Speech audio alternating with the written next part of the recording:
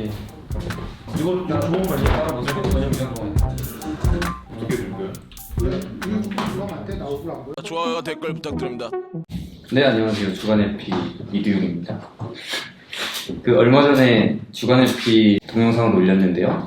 제이서 인포 중에서 The Cost of JavaScript in 2019 내용을 더 자세하게 소개드리고 싶어서 영상을 찍게 되었습니다. 이 글은 자바스크립트가 2018에 얼만큼 발전을 했고 2019에서는 어떤 비용을 가장 신경을 써야 될 건지에 대해서 얘기를 해주고 있습니다. 이제 여기서 얘기하는 거는 브라우저가 이제 스크립트를 파싱하고 컴파일하는 속도는 굉장히 많이 향상이 됐다는 걸 얘기하고 있고요. 그리고 우리가 신경 써야 될 것은 이제 스크립트를 다운로드하는 것과 CPU에서 실행되는 시간, 이게 실행되는 시간이라고 되어 있는데 제가 글을 쭉 읽어보니까 그러니까 CPU를 얼마나 잘 활용할 수 있는지에 대한 얘기인 것 같아요. 고수준 이제 지침은 이렇게 되어 있고요. 이제 다운로드 속도를 향상시키고 실행 속도를 향상시키고 인라인 스크립트를 좀 회피하자라는 내용입니다.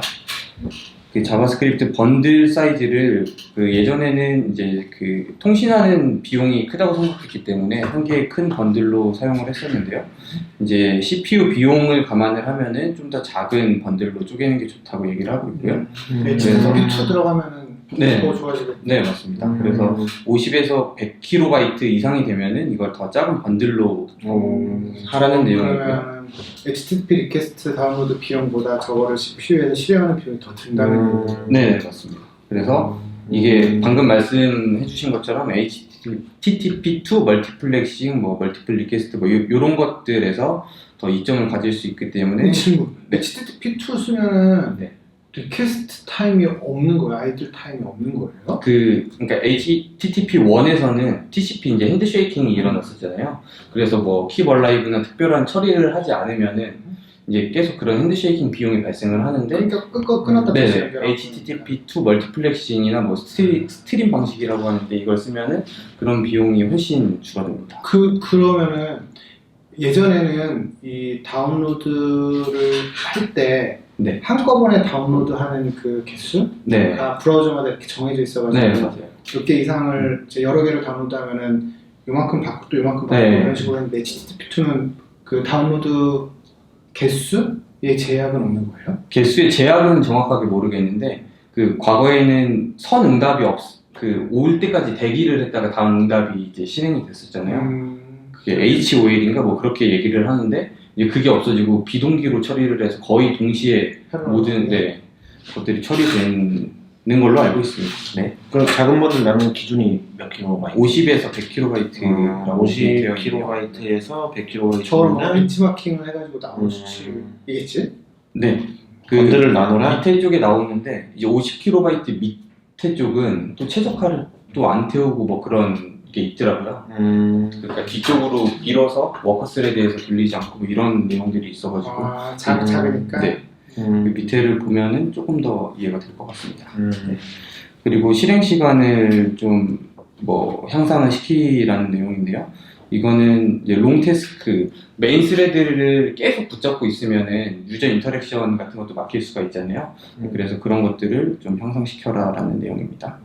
그리고 인라인 스크립트를 회피하라는 내용인데요. 아래쪽에 보면은 이제 파싱하고 컴파일하는 거에 대해서 V8이 많은 발전을 이뤘는데 그래도 인라인 스크립트는 아직도 메인 스레드에서 돌아간다고. 저 실행될 때 나머지는 다 렌더링이 블로킹되고 하는 건 여전하다. 네네, 맞습니다. 그래서 인라인 스크립트는 회피하는 게 좋다. 인라인 스크립트를 파싱하고 이런 게 메인 스레드에서 네네, 맞습니다. 그래서 이 내용은 이제 다운로드 시간이 얼마나 중요한지에 대해서 얘기를 해주고 있고요. 지금 4G, 5G 나오면서 다운로드 하는 게 굉장히 빨라졌다고는 하지만 아직도 3G나 3G 미만의 성능을 갖는 네트워크도 많다고 합니다. 그래서 이제 다운로드 속도도 굉장히 중요하다고 하고요. 그거와 더불어서 이제 3G나 이런 걸 쓰면은 아무래도 폰 사양도 되게 낮을 거잖아요. 그래서 폰에서 돌아가는 CPU나 GPU 이게 지금 PC 기준이 아니고 모바일 기준으로 이 설명이 네네, 맞습니다. 네. 그렇게 되어 있고요. 그래서 이제 모바일인 경우에는 저사양 단말하고 고사양 단말하고 차이가 굉장히 많이 난다고 그런 식으로 내용이 되어 있고요. 이거는 그 브라우저에서 그 페이지 로딩하는 데 소요되는 시간을 나타낸 거고요. 이제 30% 이상이 이제 자바스크립트를 실행하는데 쓰인다고 지금 나와 있습니다. 이거는 레딧 기준이고요. 이제 미국에서는 레딧 굉장히 많이 쓰기 때문에 레딧 기준으로 측정을 한 것 같아요. 그리고 요거는 데스크탑 기준입니다. 좋은 사양의 데스크탑 기준을 지금 여기 나와 있고요. 근데 이게 아래쪽에 보면 모바일을 비교한 건데요. 이제 하이엔드 모바일은 이 정도. 그래서 이제 뒤로 갈수록 그 중간 사양은 3배에서 4배 정도 더 걸리고 더 낮은 사양은 6배 이상 더 걸리는. 그래서 뭐 다운로드 시간도 신경을 써야 된다라는 얘기입니다.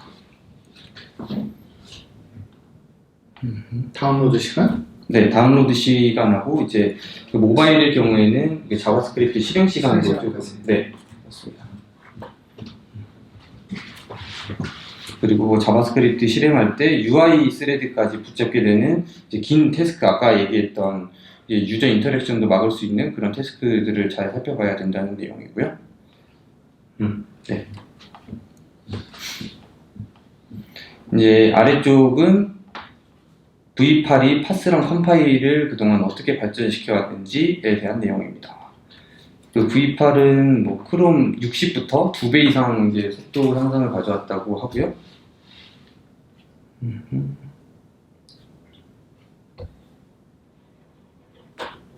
이제 뭐 더 이상 뭐 파싱하는 데 들어가는 비용을 크게 신경 쓰지 않아도 될 정도로 병렬이라든지 이런 것들을 도입해서 많은 향상을 이뤘다는 내용입니다.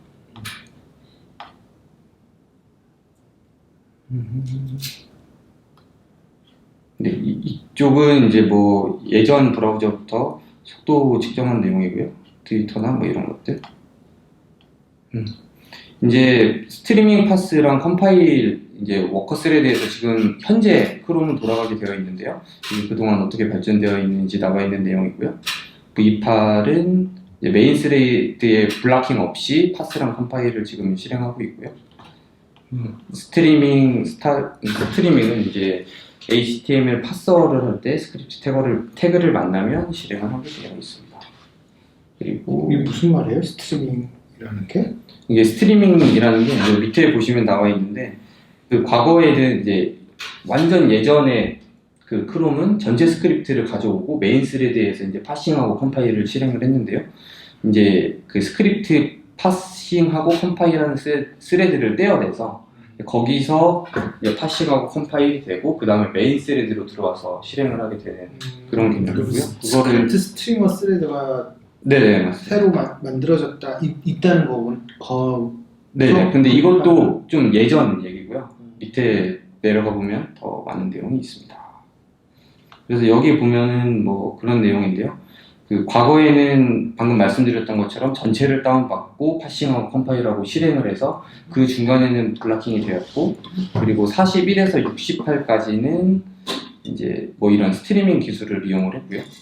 그리고 현재는 이제 그 과거 버전에는 어싱크나 디퍼나 뭐 이런 것들이 그렇게 스트리밍으로 빠져서 파싱하고 컴파일이 됐는데 최근에는 그냥 스크립트도 뒤쪽으로 빠져서 워커스레드에서 돌게 되어 있습니다. 네. UI를 건드는지 안 건드는지 어떻게 알고?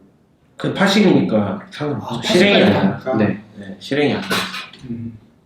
네, 뭐 그래서 뭐 파싱 타임을 20% 이상 뭐 감소시켰다고 되어 있고요. 그리고 DTI, 뭐 FID는 제가 뭔지 잘 기억이 안 나는데 이건 타임 투 인터랙션이고요. 유저랑 뭐 이렇게 인풋 아웃풋을 줄 수 있는 것들도 2% 이상 향상되었다고 되어 있습니다. 그래서 아까 말씀드렸던 게 첫 번째로 도입이 됐던 게 이거고요. 스크립트 스트리머 스레드가 있어서 여기서 파싱을 하고 컴파일하고 여기서 실행이 되는. 그리고 여기 보면은 이제 뭐 여기서도 파싱하고 컴파일을 하잖아요. 그래서 어차피 이만큼을 기다려야 하기 때문에 메인 스레드랑 이거 스트리머 스레드랑 같이 이제 파싱하고 컴파일을 하게 되는 이런 형태였고요. 그 다음에 스크립트가 2개 이상 있을 때 뭔가 효과가 있는 거네요. 그럴 수 있죠. 네. 그리고 그 다음에 발전된 게 이제 워커 스레드로 해서 이제 이때는 한 개였잖아요. 근데 이제 뭐 여러 가지로 구분이 되어 있고요. 그래서 그 72 이전 버전에서는 워커스레드가 여러 개 돌고 거기에 스케줄러가 들어가서 여기서는 뭐 태스크 기준, 태스크 베이스드 파싱이라고 되어 있는데요. 그래서 이제 뭐 CPU가 처리하는 그런 방식하고 비슷하겠죠. 그래서 워커스레드 여러 개에서 거의 병렬적으로 파싱하고 컴파일을 돌아갈 수 있도록, 그게 이제 어싱크나 뭐 디퍼가 적용되어 있는 스크립트에서 그게 적용이 됐었는데 72부터는 이제 메인 방법이 이제 워커스레드나 이쪽으로 뒤로 빼서 이제 파싱하고 컴파일하는 걸로 변경이 되었습니다. 저러니까 이제 스크립트를 약간 나눠서 하는 게 더 이점이 있겠네요. 스크립트 하나를 뭔가 하나의 스레드에서 막 네. 하시고 그것도 그러네. 그럼 나누는 기준이 개수도 개수지만 사이즈도 사이즈인 거네? 네, 사이즈도 일단 사이즈도 알려주는 먼저지 거죠. 않을까요? 네, 번들 크기로 지금. 근데 아까 그 롱태스크는 그 스크립트는 주의하라고 했잖아요. 그러니까 그 자른 기준이 아마 그런 것도 포함되어 있을 것 같아요. 스크립트 덩치가 너무 크면 그 비용도 포함되어 있으니까. 그리고 여기에 있는 내용은 그 내용인데요. 그 기존에 다운로드를 하면은 메인 스레드가 워커 스레드까지 이걸 던져줘야 됐어요. 그 메인 스레드에서 먼저 받은 다음에 그걸 이제 워커 스레드로 던져줬었는데, 이제 그것도 비용이 있을 수 있잖아요. 그러니까 워커 스레드는 대기가 됐는데 메인 스레드에서 뭐 레이아웃이라든지 여러 가지 처리를 하면서 던져주는 게 미뤄질 수 있잖아요. 네, 이제 그런 것들도 그 프리로드나 이런 것들로 파싱을 먼저 시작할 수 있도록 그런 처리를 함으로써 예방을 할 수 있다고 합니다. 그래서 이 영상은 제가 잠깐 봤는데 이제 제로타임, 파싱 자바스크립트인 제로타임 해가지고, 그러니까 유저가 페이지에 접속했을 때 얼마만큼 빠르게 반응을 할 수 있는가, 그러니까 거의 비용 느낄 수 없을 정도로 빠르게 파싱하는 방법들을 여기서 설명해주고 있는데, 이제 위에 있는 내용들이 거의 쭈르륵 나오고요. 근데 금방 말씀하신 프리로드는 이제 개발자가 직접 어떤 스크립트가 먼저 실행해야 되는지 적어놔야 된다는 거죠? 그 명시해줘야 스크립트에 프리로드라고 네. 적어놓을 수 있잖아요. 그런 걸 얘기하는 겁니다. 그래서 아래 내용은 이제 데브툴에서 어떻게 확인할 수 있는지 그런 것들을 적어놓은 거라서 일단은 추격 넘어가겠습니다. 네, 요거는 이제 메인 스레드 파싱하고 컴파일에 관한 이제 레딧하고 페이스북을 비교를 해놓은 건데요. 레딧은 이제 번들이 큰 게 많은데 거기다가 이제 아우터 펑션이라고 해서, 그러니까 펑션을 감싸는 펑션이 있잖아요. 근데 거기서 이제 레이지 로딩 하는 게 많은가 봐요. 그래서 레이지 로딩을 거기서 하다 보니까 이제 메인 스레드에서 컴파일이라든지 이런 게 동작이 돼가지고 조금 효율이 떨어진다는 걸 얘기하고 싶은 것 같더라고요. 네. 반면에 페이스북 보면은 70% 이상의 워커 스레드에서 돌고요. 얘는 덩치가 더 크긴 한데 6메가가 넘는다고 해요. 네. 근데 엄청 잘게 진짜 들어가면 스크립트를 엄청 많이 하더라고요. 네. 근데 지속적으로 계속 유저랑 뭔가 좀 상호작용을 빨리 할 수 있도록 그쵸. 처리를 좀 잘해놓은 그 예시인 것 같아요. 거의 컴포넌트도 많아서 다 레이지로 하겠다 이렇게 만들어. 보면 이거 보면 비교가 되죠. 이제 워커스레드 활용하는 게 레딧은 그러니까 20% 정도밖에 채 안 되고요. 페이스북은 70% 이상을 워커스레드에서 활용을 하고 저기 있습니다. 보면 컴프레스드 JS가 292개의 리퀘스트를 쏘는 네. 엄청 6메가 이상 되더라고요. 전체 사이즈는 근데 하나하나 사이즈 진짜 작겠네요. 네, 그렇습니다. 그럼 쟤네들은 번들링을 안 한다는 거야? 번들링을 하긴 하는데 저게 유의미한 단위로 좀 잘 쪼개놨다. 저런 워크 스레드 활용 저런 거나 고려해서 네, 단위별로 번들링을 네, 하자. 그런 건 좀 계산해서 하겠죠. 네. 저 어떤 기준으로 번들링을 해야 하는지 이런 것도 좀 네. 까다롭겠다. 그렇죠. 그러네요. 나중에 이건 또 저희가 조사해서 순서가 만약에 바뀌면 또 의도하지 않은 결과가 나올 수도 있을 것 같아요. 근데 그거는 약간 그 번들링 툴에서 어느 정도 다 잡아줄 것 같네요. 지금 웹팩도 사실 그런 건 다 해주잖아요. 코드 스플링 할 때. 네, 그리고 아까 말씀드렸던 내용이 여기에 있는데요. 50KB 미만은 이제 이런 나누는 거에 도움이 별로 안 된다고 되어 있고요. 이제 그 50KB 이하 사이즈는 또 나눠봤자 뭐 크게 이점이 없다. 그렇죠? 네. 그래서 50KB에서 100KB 사이는 나누면 좋고. 네. 패러다임이 좀 바뀌었군요. 네, 그래서 이제 이걸 보면서 느낀 게 HTTP2도 이제 어느 정도 저희가 한 번 더 짚고 넘어가면 도움이 좀 될 것 같고요. 네. 그리고 아래쪽은 이제 좀 컨텍스트가 넘어가서 이제 제이슨 파싱하는 비용에 대해서 나와 있고요. 이거는 전 전혀 몰랐던 내용인데 이제 저희가 이제 이런 식으로 데이터 컴피그 추계화를 많이 하잖아요. 근데 이거는 2번 파싱이 된대요. 그래서 비용적으로 좀 그 제이슨을 쓰는 것보다 비용이 있다고 얘기를 하더라고요. 그래서 제이슨 파스를 해서 이렇게 하면은 한 번만 평가되기 때문에 성능상의 이점이 있다. 근데 여기 나와 있는 게 10KB 이상이라고 되어 있는데 저는 솔직히 모르겠어요. 이 데이터 10KB 넘는 이런 걸 써본 경험이 없는 것 같은데 네, 좀 그렇습니다. 그래서 이런 식으로 쓰면 성능상 더 이점이 있대요. 네. 또 귀찮아지겠다. 저건 좀 개선돼야 될 부분 아닐까? 근데 이게 인식당에서 그냥 근데 이게 여기서 얘기하는 거는 제이슨은 문법 자체가 엄청 심플하잖아요. 그렇기 때문에 더 그런 성능상 이점을 가질 수 있다라고 얘기를 하고 있긴. 저거는 검증까지 다 하고 에러까지. 저기는 함수가 들어갈 수도 있고 그 객체가 들어갈 수도 있고 하기 때문에 제이슨은 그렇지 않잖아요. 리터럴만 들어가면 되는 거고. 근데 이제 보통 이제 그 애플리케이션을 만들 때 초반 피드들을 뿌려줄 데이터를 서버에서 박아서 내려주는 경우가 되게 많거든요. 인스타그램도 그렇게 되어 있고. 근데 그거는 10KB가 넘어갈 수가 있어요. 맞아요. 근데 그런 경우에는 저렇게 그래서 서버에서 줄 때 그거를 거기에서 자바스크립트 박아서 주잖아요. 박아서 줄 때 자바스크립트 오브젝트 형태로 박히도록 할 수 있고 아니면은 제이슨 파스 가로 열고 저기다가 제이슨으로 넣어주세요라고 할 수 있거든요. 그랬을 때는 이제 여론 최적화 기법이 조금 도움이 될 수 있죠. 그럴 수 있겠네요. 네.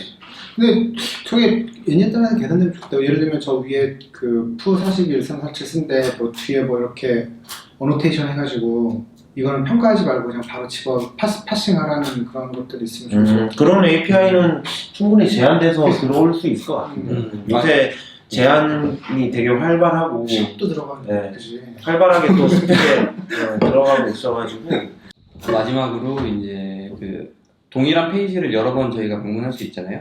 그때 이제 V8단에서 어떻게 처리하는지에 대한 내용이 나와 있고요. 그래서 뭐 처음 방문했을 때는 그냥 스크립트만 캐싱을 해놓고 컴파일을 하고요. 그리고 두 번째 방문했을 때는 그 캐싱된 파일을 들고 와서 또 컴파일을 하는데 이때는 컴파일된 결과를 그 스크립트 파일의 메타데이터로 붙여놓는다고 해요. 그래서 세 번째 방문했을 때는 이제 시리얼라이즈된 메타데이터를 언시리얼라이즈해서 그것까지 활용을 함으로써 이제 컴파일은 하지 않고 그냥 바로 실행을 할 수 있는. 그러면 다운로드 받은 스크립트 파일을 V8이 변경하는 거예요? 메타데이터를 추가한다는 거예요? 아니요, 뭐 갖고 있는다라는 갖고 있는 것 같은데요. 그냥 그 뭐 메타데이터 알고리즘 같은 게 있으니까 그걸 돌려가지고 정도. 네. 갖고 있다가 뭐 이게 변경된 거 없으면 매칭을 시켜놓는 건지 뭐지는 이제 어쨌든 정확하게 추가적인 모르겠지만, 정보를 통해 가지고 네. 네, 그렇게 해서 뭐 이제 뭐 V8 되게 좋아졌다. 그리고 이제 우리가 신경 써야 될 거는 다운로드 시간 그리고 스크립트를 좀 짧게 쪼개서 유저 인터랙션을 좀 빨리 받을 수 있고 CPU도 최대한 활용할 수 있게. 왜냐면 뭐 어디 갔냐? 뭐 요런 처리들이 지금 V8 뒤에서는 되고 있고요.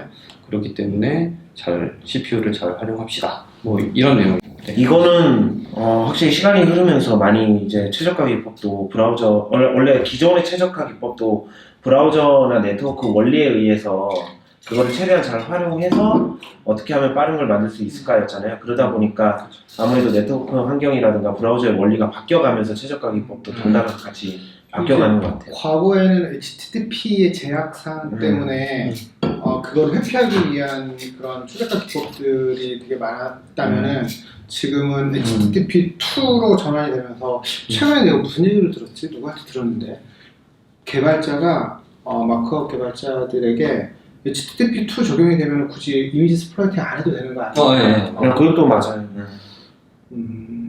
HTTP2를 잘 봐야겠다. 네. 네, 아주 잘 들었어. 감사합니다. 네. 자, 그러면 님이 인사를 저희가 부족한 부분이 있으면 계속 이런 번외편으로 찾아뵙도록 하겠습니다. 다음에 또 만나요. 안녕.